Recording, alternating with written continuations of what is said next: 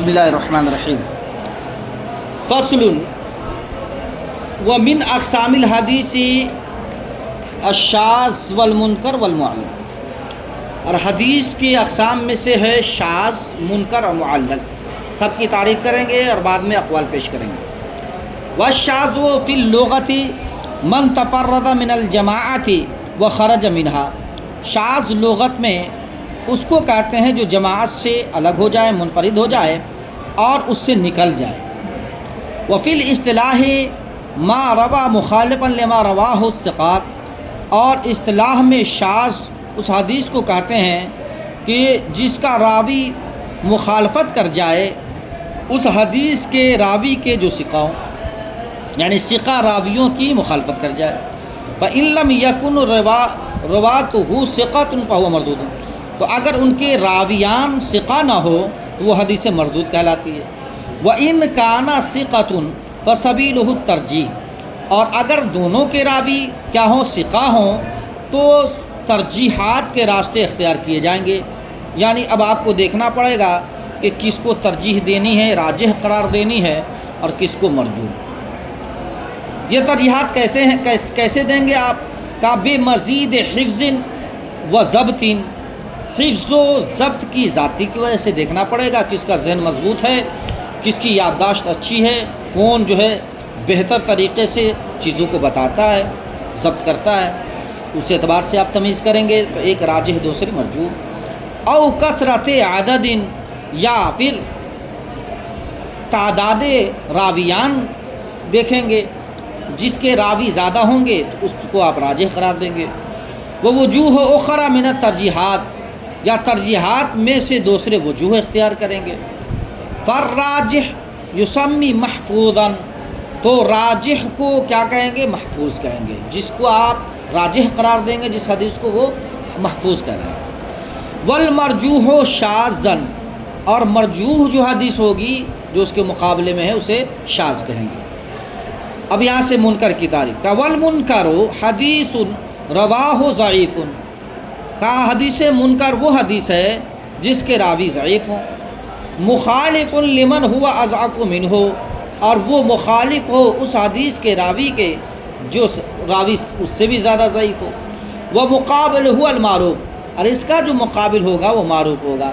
جیسے محفوظ کا مقابل شاذ ہے، اسی طرح یہاں پر محفوظ کا منکر کا مقابل کیا ہے؟ معروف ہے۔ فالمنکر والمعروف کلا راویہما ضعیف، تو منکر اور معروف دونوں کے راوی کیا ہوں گے؟ ضعیف ہوں گے۔ وَأَحَدُهُمَا أَضْعَفُ مِنَ الْآخَرِ، اور ان میں سے ایک دوسرے کا سے زیادہ ضعیف ہوں گے۔ وَفِي الشَّاذِ وَالْمَحْفُوظِ قَوِيٌّ أَحَدُهُمَا أَقْوَى مِنَ الْآخَرِ، اور شاذ اور محفوظ میں قوی ہوں گے، ان میں سے ایک زیادہ قوی ہوں گے دوسرے کے بنسبت۔ وَالشَّاذُ وَالْمُنْكَرُ مَرْجُوحَانِ، اور شاذ اور منکر دونوں کیا ہوں گے؟ مرجوح ہوں گے۔ تو راجح کون حدیث ہے؟ کا والمحفوظ والمعروف راجحان، اور محفوظ اور معروف یہ کیا ہوں گے؟ راجح کہلائیں گے۔ یہاں سے جمہور کا قول۔ اب بعض لوگوں نے کیا کہا ہے اس تعلق سے وہ بتا رہے ہیں۔ وَبَعْضُهُمْ لَمْ يَشْتَرِطُوا فِي الشَّاذِ وَالْمُنْكَرِ قَيْدَ الْمُخَالِفَةِ لِرَاوٍ أُخْرَى قَوِيًّا كَانَ أَوْ ضَعِيفًا، اور بعض لوگوں نے شاذ اور منکر میں شرط نہیں لگائی ہے دوسرے راوی کی مخالفت کے قید کی، یا کان او ضعیفاً، قوی ہو چاہے وہ ضعیف ہو۔ قالو، ان لوگوں نے کیا کہا ہے؟ بعض لوگوں نے کہا الشاذ ما رواہ الثقۃ وتفرد به، کہا شاذ وہ ہے جس کے راوی جو ثقہ راوی سے مروی ہو اور اس میں راوی کیا ہو؟ تنہا ہو۔ ولا یوجد له اصل موافق، اور اس کے لیے کوئی اصل موافق بھی نہ ہو، یعنی دوسری حدیث اس کی تائید بھی نہ ہو۔ ومعاضد له، اور اس کی کوئی معید حدیث بھی نہ ہو جو اس کی تائید کر رہی ہو۔ وہذا صادق علی فرد ثقۃ صحیح، تو یہ حدیث صادق آئے گی ایسے فرد پر جو ثقہ بھی ہے اور صحیح بھی ہے۔